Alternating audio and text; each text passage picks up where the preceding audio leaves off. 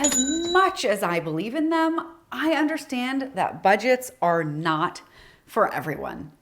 I almost can't believe I would say that because I think that most everyone must, not even should, but must have a budget if they want any kind of control over their money. Without a budget and a way to make sure that you're staying on budget, your money controls you. I believe it's why the majority of Americans live paycheck to paycheck and carry credit card debt. With that said, not everyone has to have a budget to remain in control. If I'm being honest, there are some years that I have gone without a budget and all hell did not break loose. I didn't overspend, go into debt, and I pretty much stayed on track with saving and investing. I think that most people, a solid 80% of Americans, require a budget or spending plan, if that's a term that you prefer, to maintain financial fitness. So at this point, you want to know if you are among the 1 in 5 people who does not need a budget. In this video, you'll find out. I'll go through the qualities and characteristics of people who do not need a budget in order to maintain their financial fitness. Let's remember where budgeting fits into financial fitness by quickly reviewing the 5 financially fit questions that you answer about last month to know if you're financially fit. Question 1 is, do you know how much money came in? Question 2 is, do you know how much money went out? Question 3 is, do you know that more came in than went out? Question 4 is, where did all my money go?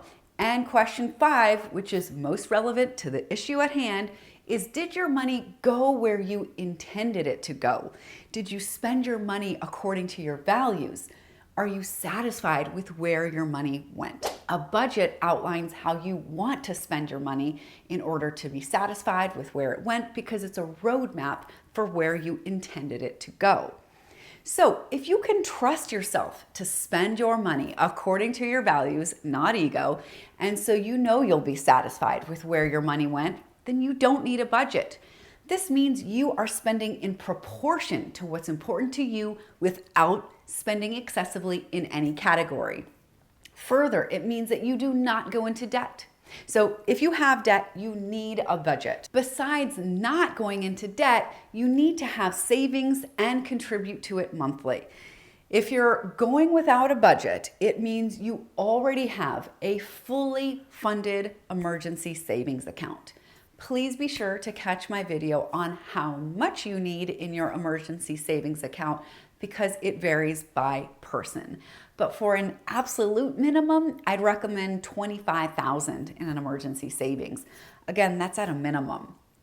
Besides having the emergency savings fund filled, you need to know that you're continuing to save a significant portion of your income for other goals like investing, buying a car, traveling, buying a house, starting a business, and maintaining things like cars and homes and other items that require ongoing maintenance. If you find that you can comfortably pay rent or a mortgage and all the rest of your monthly expenses without going into debt and while saving each month, you might be one of the 20% of Americans that do not need a budget. But I will tell you that the vast majority of people who are in this position once had a budget. They did not end up in a great financial situation by chance. It is very difficult in this capitalist economy and hyper-consumer culture that we live in to just stumble upon a life of controlled spending, no debt, and significant savings. Most of us are not that naturally disciplined. It's something we had to work on with the feedback that a budget and tracking gives you. The people that I know who are very successful financially but who do not have budgets share several qualities. They think things through. They think about what they're going to buy. They not only look for the best deal, but they also consider the ongoing maintenance costs and if they want to assume those. They are not impulsive or compulsive buyers. They don't buy something because they have to have something they see and like. They're not emotional spenders either. They're not into regular retail therapy, maybe once in a while, but it's not their thing. And they are not driven by their egos. They don't have an endless hole in them that is filled with stuff or attempted to be filled with stuff, because that never works. That ego or that hole in us can never be filled with stuff. Instead, these people are generally content. And while they may buy new things, they never over leverage themselves. They don't go into debt for things.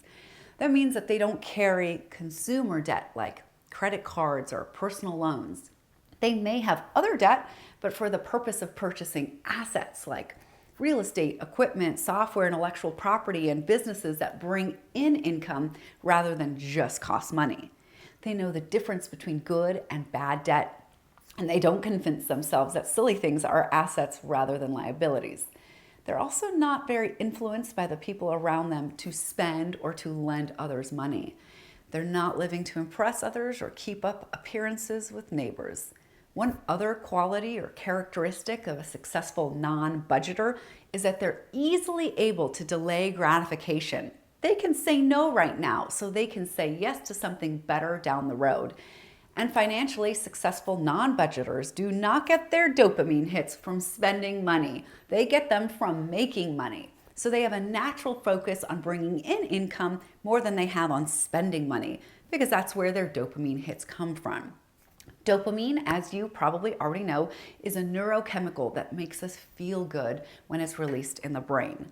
There are healthy and unhealthy ways to get a dopamine hit, but the quick and easy ways tend to be the unhealthy ones and the ones that people most easily slide into. If you feel a burst of happiness, and I'm using air quotes because it's not real happiness, when you shop and buy stuff, then you probably are getting a dopamine hit from that shopping. It's not a bad thing, but if that becomes one of your main ways of getting the feel-good chemical, then you're going to create a strong habit of shopping, and that's when spending can easily go out of control. People without a strong dopamine response to buying stuff have better control over their spending, and that's why they can do just fine without a budget. They don't need the guardrails that budgeting provides. So, does that accurately describe you? If so, congrats! You're one of the lucky few who doesn't need a budget in order to keep their spending in check and to know that they are satisfied with where their money went. So, give me an honest assessment of yourself. Are you someone who needs a budget? Let me know in the comments, and I'd love to see you in the next video.